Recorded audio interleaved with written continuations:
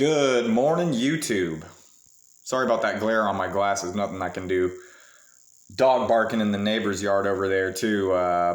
But like I said a couple months ago, not about production value, you guys. Thanks for coming back. I wanted to make another video. I'm doing my Unit 3 discussion in my composition class. I'm going to read my prompt like I did last time I did this for y'all and for me. And I'm going to share my discussion post. The reason I'm sharing this one with y'all is because I'm realizing that the best way to stay focused on my schoolwork is to kind of connect it with where I am in my life and who I am and where I want to go and what I want to do.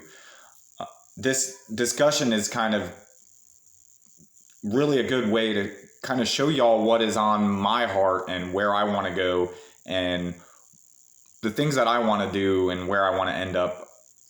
Some of that is kind of displayed in my initial discussion post this week. So I'll share first what the assignment is, what the prompts are, and then go right into it. I hope y'all appreciate it. I hope y'all stick with it. It's a little bit long-winded. So here goes.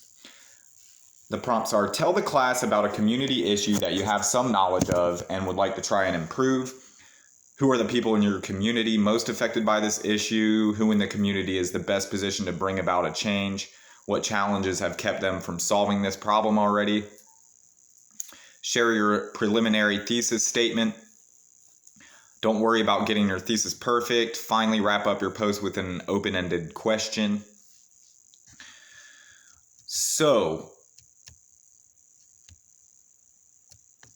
in my post, I talked about not a specific community issue, but, well, you'll see, I guess. Let me just read it. While I don't have knowledge of a community issue that applies specifically to me or my geographical location, I do have many things I would like to improve about myself and the world around me. One thing I would like to improve is the overall awareness of the unsustainable capitalist mindset and the wastefulness and disconnection with spirit that it is providing for the population at large. While there are many contributing factors to this lack of awareness, I believe that a good place to start is reconnecting ourselves with our food sources and our waste products. In the last century and a half, we have lost sight of where the things we use and rely on every day come from and where they go. Many of our precious resources are being carelessly thrown into the landfill for the sake of the almighty dollar. Focusing on the food aspect of this carelessness is beneficial to our understanding of how we can reconnect with the source of our lives, the natural world around us. Working in a grocery store opened my eyes to how much food, meat in particular, is wasted every day. When I stopped to think about the resources used in raising and transporting these animals that only end up in the garbage, I realized that I couldn't live the rest of my life playing the thoughtless and careless consumer that our culture pushes us to be.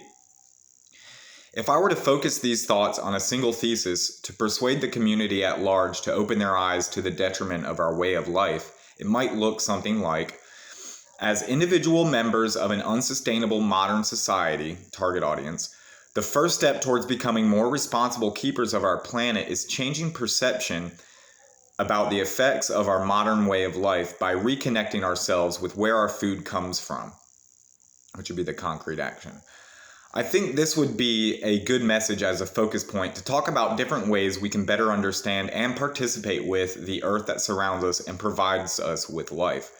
For example, one way to raise this awareness would be to raise money or invest in advertising programs that report statistics on food waste or amount of resources used in food production to the general public. Another way to promote this change in Another way to promote this change in perception and reconnect us with what our lives depend on would be to promote individual food production by gardening or raising livestock for personal use.